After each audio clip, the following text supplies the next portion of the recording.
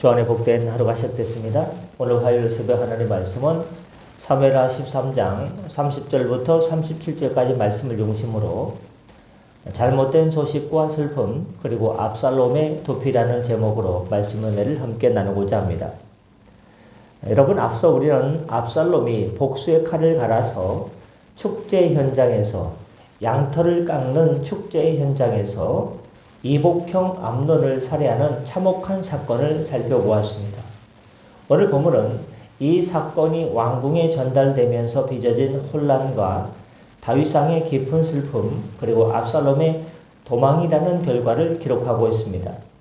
이 이야기는 소문과 오해의 위험성과 지도자의 슬픔을 다루고 있습니다. 암논 살해 사건 직후에 왕자들은요 깜짝 놀라서 노새를 타고 급히 도망치고 있을 때 다윗 왕에게 이 끔찍한 소문이 바로 전달되게 됩니다. 압살롬이 왕의 모든 아들을 죽였나이다. 한 사람도 남지 아니하였나이다. 여러분, 소문은요 항상 가장 극적이고 과장된 형태로 퍼지기 마련입니다. 누가 좀 다쳤는데요, 누가 죽었대, 뭐 이렇게 좀 과장됩니다. 다윗은 이 소식을 듣고 다윗의 모든 아들들이 한 번에 다 죽었다고 하니까 얼마나 놀랐습니까? 넘어져서 다쳤다고 해도 놀랐는데 왕자들이 다 죽었다고 하니까 패닉이 왔겠죠.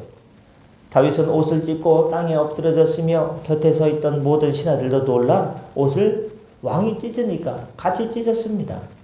다윗은 자신의 죄 때문에 온 집안에 칼의 징계가 임했음을 직감했습니다. 이때 다윗의 형 시므아의 아들 요나답이 나타납니다. 여러분, 요나답은요 사실 누구예요? 나쁜 애예요. 암논에게 악한 계략을 조언했던 바로 그 간교한 자입니다. 암논이 다말 때문에 끙끙 앓고 있을 때 야, 이렇게 나쁜 짓 하면 되잖아 하고 조언했던 사람이 요나답입니다. 요나답은 왕에게 얘기합니다. 내 주여, 왕자들이 다 죽었다고 생각하지 마옵소서. 오직 암논만 죽었습니다 라고 이야기를 해줍니다. 정확한 상황을 이야기해 주는 것이죠. 32절에 나와 있습니다. 요나답은 암논이 다말 사건 이후에 이 일을 결심했으며 이는 복수의 계획이었음을 설명해 주고 있습니다. 요나답의 말이 채 끝나기도 전에 왕자들이 울면서 돌아오는 모습이 35절에 포착됩니다. 왕과 모든 왕자들 그리고 백성들은 목 놓아 통곡했습니다. 36절 보십시오. 말을 마치자 왕과 그의 모든 신하들이 심히 통곡하니라. 다윗 왕은 특히 누구의 죽음을 인해 슬퍼했습니까? 37절에 보니까 두 번째 줄에 다윗은 날마다 그의 아들로 말미암아 슬퍼하니라. 여기서 그의 아들은 죽은 바로 암논에 대해서 이야기하고 있는 것입니다. 한편 살인자가 된 압살롬은요 외가 쪽으로 도망했습니다. 38절 보십시오. 37절에 압살롬은 도망하여 그술왕 암미울의 아들 달메게로 갔고, 이 그술왕 달메게로 도피해서 여기에서 3년 동안 그곳에 머물게 됩니다. 38절에 압살롬이 도망하여 그술로 가서 거기에 산지 3년이라. 이 일 때문에 어떻게 됐을까요?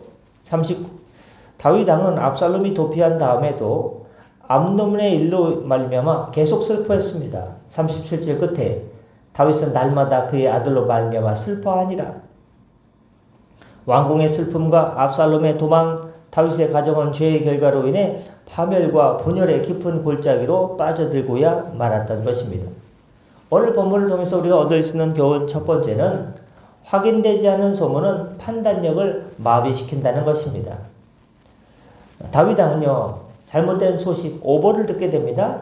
모든 왕자가 어떻게 되었다고요? 모든 왕자가 한꺼번에 죽게 되었다.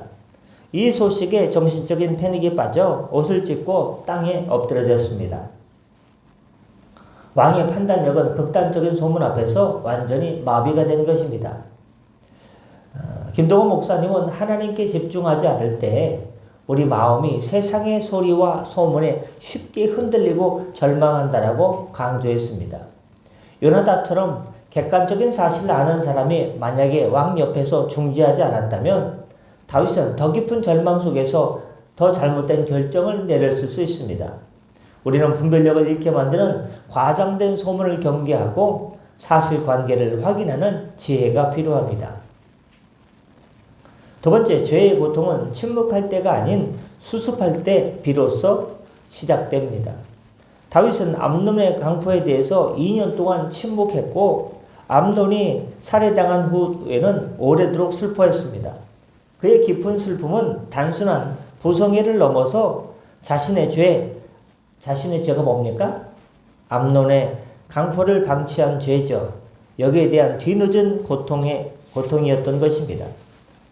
베이직교회 조정민 목사님은 고난 속에서 하나님을 발견하라 라고 강조하는데 다윗은 이 슬픔을 통해서 비로소 자신의 가정에 임한 칼의 징계를 뼈저리게 인식했습니다. 다윗의 눈물은 책임을 회피하지 않고 상실을 감수할 때 비로소 찾아오는 정직한 고통이었습니다. 고전소설 레미제라블의 주인공 장발장이 자신이 저지른 도둑질의 죄를 숨기고 살다가 무고한 사람이 장발장 대신에 자신 대신에 벌을 받게 되자 결국 법정에서 그제서야 자신의 정체를 밝히는 장면이 나옵니다. 장발장의 고백과 자수는 수치심을 감당하는 고통이었지만 그 고통을 통해서 그는 진정 인간적인 존엄을 회복했습니다. 다윗의 슬픔도 마찬가지입니다. 책임을 미루지 않고 바로 이것이 내 죄 때문이다. 암논의 그런 잘못을 2년 동안 방치한 내 죄 때문에 우리 아들들한테 이런 일이 일어났다라고 고통을 수용하는 정화의 과정이었던 것입니다. 끝으로 지도자의 징계에 대한 회피는 결국 공동체의 장기간의 분열과 도피를 낳게 된다는 것입니다. 암논의 죄를 처벌하지 않은 다윗의 무기력한 침묵은 결국 압살롬의 살인이라는 결과를 낳게 되었고 이로 인해 압살롬은 3년 동안 외가로 도망가서 외가에서 살게 되었습니다. 왕의 아들이 살인죄를 짓고 도피자가 되었다는 사실은 다윗 왕조의 불완전성을 상징하고 있습니다.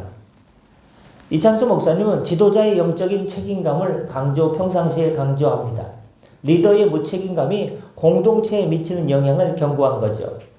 다윗의 징계 회피는 아들의 도피라는 장기간의 분열을 초래했고 이후 훗날 압살롬의 반역이라는 더 큰 재앙의 씨앗이 되고 말았던 것입니다. 세계적인 역사적 사건 중에 고대 로마의 지도자들이 내부의 부패와 분열을 해결하지 못하고 정치적인 암살과 내란을 방치했을 때 로마 제국은 장기간의 혼란과 쇠퇴를 겪고야 말았습니다. 압살롬의 도피는 다윗 가정의 내부 문제가 집안 내부 문제가 바깥으로 폭발해서 해결되지 않고 봉합만 된 상태를 보여줍니다. 지도자의 책임감이 없는 결단 없이는 공동체의 평화는 오래 지속될 수 없는 것입니다. 그러므로 우리는 누구를 위해서 기도해야 됩니까? 그 나라의 지도자를 위해서 기도해야 되는 것입니다. 말씀 마치고자 합니다. 사무엘하 13장 30절부터 37절은 오보로 인한 다윗 왕의 패닉과 요나답의 사실 확인 후 압살롬의 도피가 이어지는 과정을 적나라하게 보여주고 있습니다. 다윗의 깊은 슬픔은 뒤늦은 죄의 고통이었으며 지도자의 책임 회피가 장기간의 가정 분열을 초래했을 뿐만 아니라 나라의 불안전성을 돋구었다는 사실을 기억하시고 날마다 우리는 어떻게 됩니까?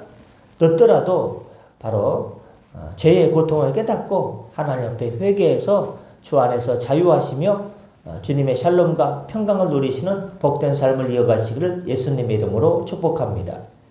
기도하겠습니다. 오 진리의 하나님 아버지, 저희가 확인되지 않은 소문에 판단력을 잃고 패닉에 빠지지 않게 하여 주옵소서. 하나님, 지도자의 자리에서 징계를 회피하여 공동체의 장기간의 분열을 초래하는 우를 범하지 않게 지도자를 위해 기도하게 하여 주옵소서. 다윗의 슬픔을 통해 죄의 고통을 정직하게 수용하고 책임감 있는 믿음의 리더로 살아가게 하여 주옵소서. 하나님, 오늘 하루도 하나님께 의탁합니다. 일생을 맡깁니다. 성령께서 돌보아 주시고 은혜로 인도하여 주시고 회복케 하여 주시옵소서. 감사하며 축복하며 우리 구주 예수님의 이름으로 기도드렸사옵나이다. 아멘.